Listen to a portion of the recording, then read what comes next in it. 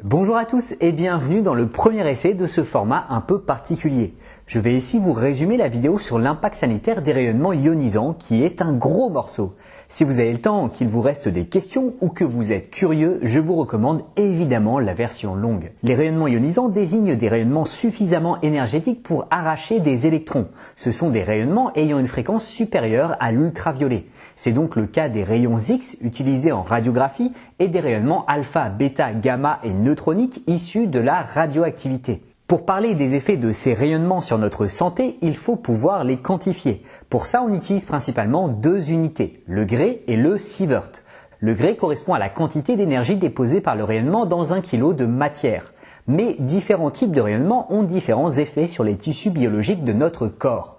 Pour quantifier ça, on utilise le Sievert. Le Gray est majoritairement utilisé pour quantifier les effets directs de doses importantes de radiation, alors que le Sievert est plutôt caractéristique d'effets probabilistes sur un temps plus long.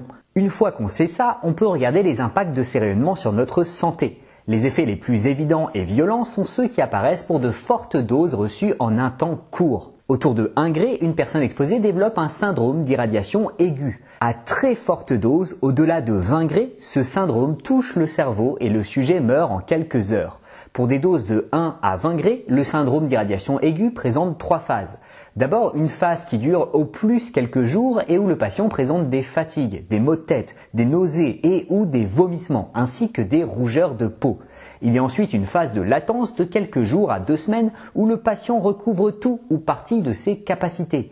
Plus l'irradiation initiale est forte, plus cette phase de latence est courte. Enfin, une troisième phase s'accompagne de symptômes beaucoup plus graves qui dépendent de la dose reçue et des organes exposés. Problèmes gastro-intestinaux, respiratoires, cutanés, nausées, vomissements, perte des cheveux, nécrose de la peau, hémorragie interne et plein d'autres choses tout aussi sympathiques. Cette phase est potentiellement mortelle suivant la dose reçue, la rapidité de cette irradiation et les soins prodigués. En gros, la moitié des sujets meurent pour une exposition à 4 Gray et la totalité à plus de 8. Les cas de syndrome d'irradiation aiguë sont cependant rares, 134 à Tchernobyl, aucun à Fukushima et quelques dizaines de cas dans des accidents de laboratoire, des accidents dans des sous-marins avec du matériel médical, voire dans des cas d'assassinat. À des doses plus faibles, une surexposition aux rayonnements ionisants augmente la survenue de cancer, mais n'en provoque pas forcément. Ça ne fait qu'augmenter une probabilité existante parce qu'on risque tous de développer des cancers. Aucun cancer n'est spécifiquement lié à une exposition aux rayonnements ionisants, même si certains augmentent proportionnellement plus que d'autres,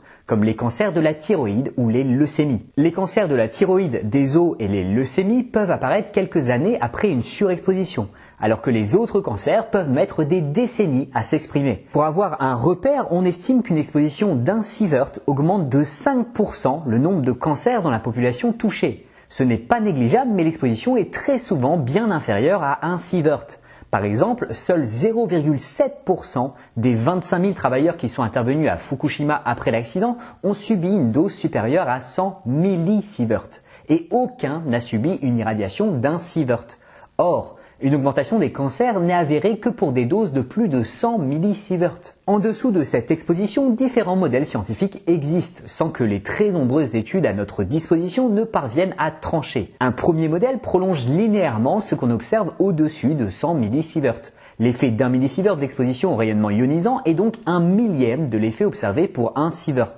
Ce modèle linéaire sans seuil est utilisé en radioprotection puisqu'il majore l'impact. Il est cependant de plus en plus remis en cause par la communauté scientifique. D'autres modèles sont proposés. Le modèle quadratique où les doses les plus faibles ont moins d'effet que les suivantes, le modèle linéaire avec seuil où on ne considère un impact négatif qu'au-delà d'une certaine dose, et même des modèles avec hormèse qui considèrent que de faibles doses de rayonnement ionisant ont des effets positifs. En dessous de 100 millisieverts, il n'y a pas de consensus ni d'effet prouvé des rayonnements ionisants. Le fait que ces effets soient difficiles à observer montre qu'ils sont faibles.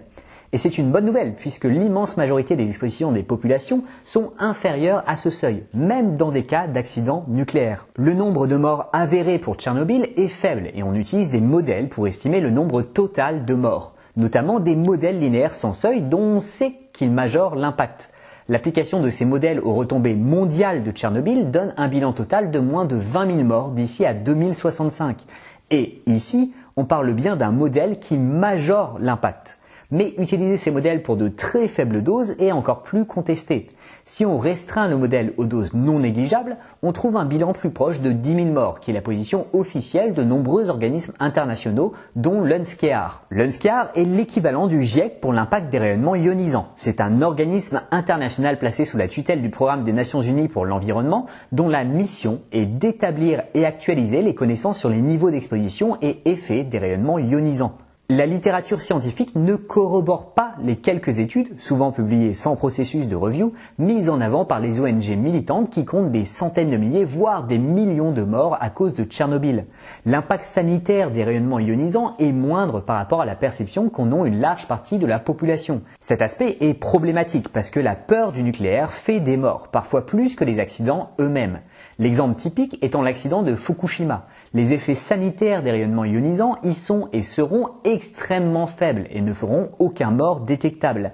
Mais l'évacuation a fait plus de 2000 morts. Et Fukushima restera dans les mémoires comme un accident nucléaire, et non comme un tremblement de terre suivi d'un tsunami qui a fait quand même 20 000 morts. Mieux communiquer sur les impacts des rayonnements ionisants est donc une problématique de santé publique. L'enjeu va également bien au-delà du nucléaire civil, puisque l'essentiel de l'exposition aux rayonnements ionisants produits par des sources artificielles est volontaire, dans le cadre médical, radiographie, radiothérapie et médecine nucléaire. Cette exposition résulte d'un calcul bénéfice-risque, et comprendre les effets de faibles doses de radiation est donc important pour améliorer les pratiques médicales. Pour avoir un point de comparaison, l'exposition moyenne en France liée au médical est de 1,6 millisievert par an, alors que l'exposition en France liée aux installations nucléaires industrielles et militaires, aux retombées des anciens essais d'armes nucléaires et aux accidents est de 0,02 millisievert par an.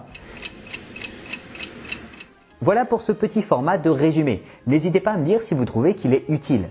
Je remercie du fond du cœur mes contributeurs sur Tipeee et Utip qui permettent à ce contenu d'exister. C'était le Réveilleur et à bientôt sur le net.